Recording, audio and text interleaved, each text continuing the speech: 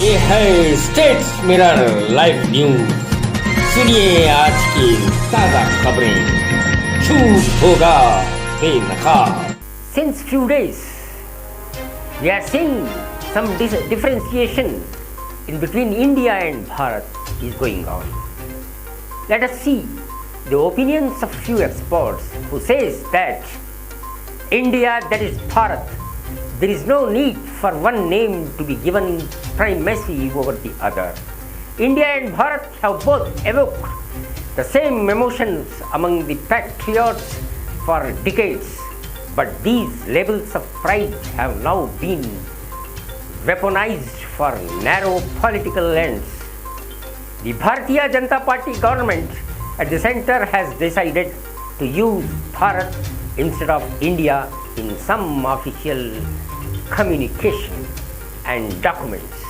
A practice that its representatives say will now expand India, that is Bharat, is how the Constitution of India names the country, and the use of one or the other has been largely contextual all this while. The cultural echoes of Bharat have never been in doubt, and the current hype around it is more about a campaign to discard the use of India as if both cannot exist in harmony.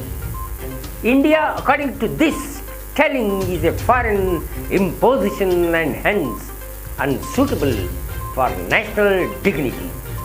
Bharat, linked as it is to various ancient sources, goes beyond the geographical and cultural landscape that constitutes the modern Republic of India.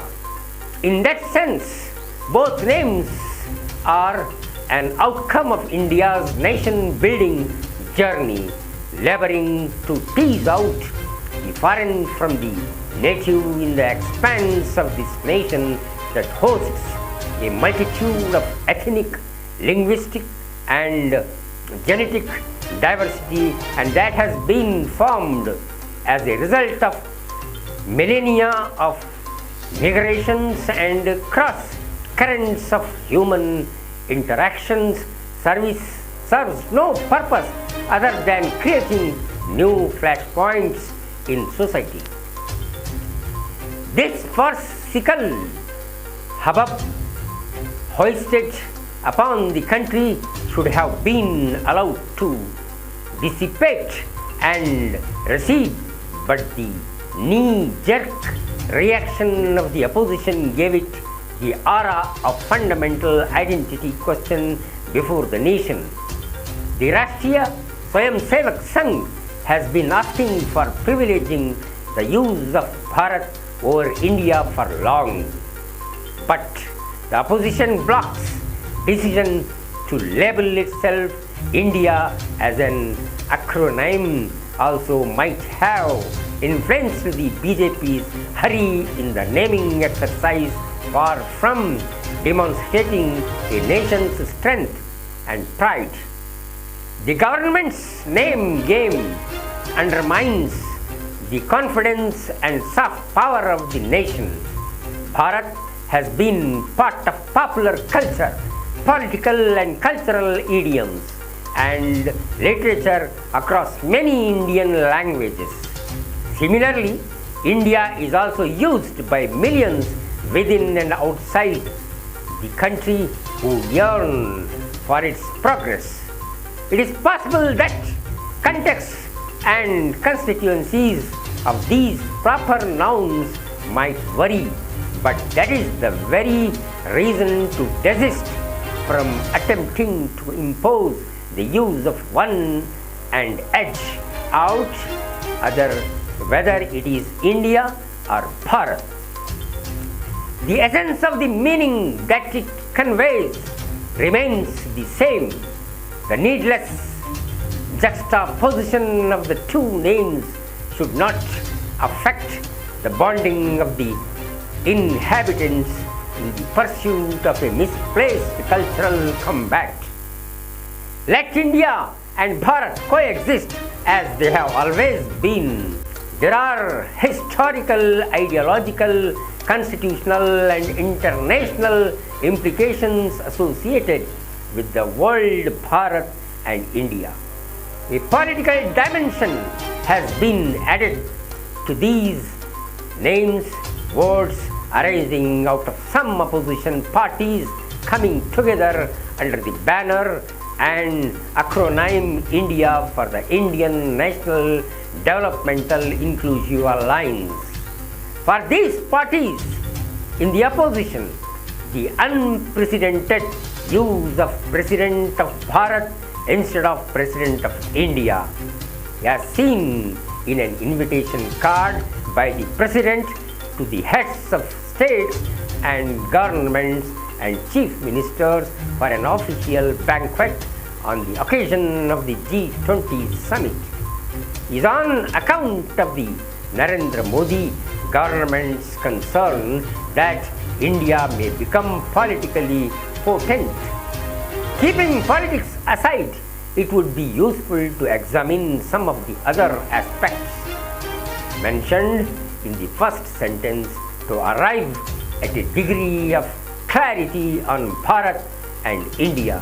From the pages of history, a brief look at the controversy raised by the Muslim League over the name India in 1947 would be in order.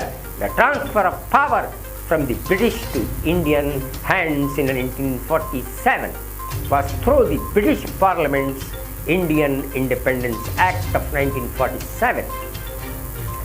It created two dominions, India and Pakistan, and released the princely states from British paramountcy, thereby technically making them independent and sovereign. At the same time, the British advised the princely states to join one of the two dominions. Most did so before August 15, 1947. Thus, two dominions came into being in what was British India and the princely states in the subcontinent. Pakistan leaders favored that India should be named either Hindustan or Bharat. They argued that two successor states had emerged from the dissolution of the British Indian Empire, Pakistan and Hindustan or Bharat. India's position was that it was the successor state to British India in terms of international law, and that Pakistan had seceded from India. Hence, while India retained its international personality, including its membership of the United Nations, Pakistan, as a new state created through secession, would have to take steps to acquire an international personality. The matter was finally decided in India's favor, and Pakistan was compelled to take steps to establish its international status, including applying for a membership of the UN, which incidentally Afghanistan opposed. India retained the name India in all international and multilateral fora. Thus, the country's international personality was and continues to be denoted by the word India. Generally, whenever the English language is used in international, multilateral or bilateral settings, the word India is used. The latest example is the joint statement issued on August 25 on Prime Minister Modi's visit to Greece. It is available on the Ministry of External Affairs website, and it is entitled India-Greece Joint Statement. The last sentence of this document says Prime Minister Narendra Modi extended an invitation to Prime Minister of Mitsotakis to visit India. In letters of credence in English given by the President of India to ambassadors designate under the lion's emblem the words Rashtrapati Bharat Gnanatantra are written, and under them the words President Republic of India written in English. Thus in Hindi, Bharat is used, while in English it is India. Under the 58th Amendment, for an authoritative background of the English and Hindi versions, it is best to turn to the 58th Amendment of the Constitution done in 1987. Its statement of objects and reasons mentions that the Constitution of India was adopted by the Constituent Assembly in English.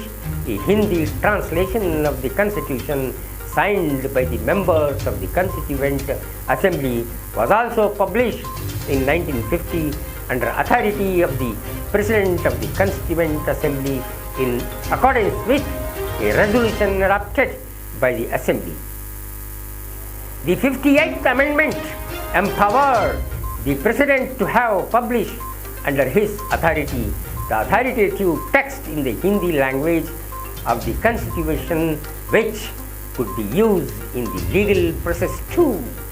Thus, the Hindi text of the Constitution published by the government following the amendment is authoritative.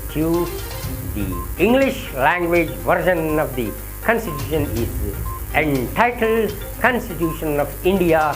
Its Article 1 of 1 is India, that is, Bharat shall be a union of states. The primacy in this formulation is given to the word India. The Hindi version is titled Bharat Ka Samvidhan. Article 1 of 1 in Hindi version reads Bharat अर्थात India राज्यों का संघ होगा. The word अर्थात means, that is, clearly in the Hindi version primacy is given to the word Bharat. The logic of the formulations has led to the practice of using the word India in the English language and Bharat in Hindi. That practice has prevailed in international documenting as well as international documents which are generally in English. Thus, the Gazette published in English is called the Gazette of India, and in Hindi it is Bharat Ka Rajpatra. It is true that the words India and its variants such as Hind in Arabic are of foreign origin. It is generally believed that these were used by foreigners to denote the land south and east of the Indus or Sindhu river during Afghan and Mughal rule. The northern areas of the Indian subcontinent were largely referred to as Hindustan, and later the Europeans, especially the British, roughly referred to not only the northern region but also to all the subcontinent as India. However, for them it was a geographical expression, thus rise of a consciousness that all the people living in the Indian subcontinent constituted a single nation was a product of the Indian Renaissance. One of its streams sought ancient roots for Indian nationalism that gave rise to the idea, especially among sections particularly devoted to the revival of India's ancient civilizational past, that it was unacceptable and that the country and the nation should carry a name given by foreigners. For them, the preferred word was Bharat with its variations in different languages. For others, such as Netaji Subhash Chandra Bose, a syncretic word perhaps acceptable to most people, including those believing in different phase was more useful. That word was Hind. It is used even today, and the emotive expression Jai Hind is used by public personalities and the highest office holders in her speech on Independence Day this year. The President of India, Draupadi Murmu, concluded by saying Jai Hind, Jai Bharat. The risk of alienation. It is now clear that the Sangh Parivar and the Narendra Modi government wish to use the word Bharat. Their preference for Bharat instead of the word India is clear. The use of the formulation President of Bharat in the G20 invitation is used away. They may also begin to use Bharat in the English language in the government's internal documents. The problem is that they cannot do so internationally unless they officially change the country's name to Bharat and drop India. By doing so, they may alienate parts of the country which prefer India to Bharat. In any event, the tradition of using India in English and Bharat in Hindi is wise and constitutionally correct. Should its change be a priority now? Thank you very much to everyone. ये थे आज के धमाकेदार खबरें। झूठ होगा बेखा। इन खबरों को लाइक करें, शेयर करें और सब्सक्राइब करें। Thanks to all viewers.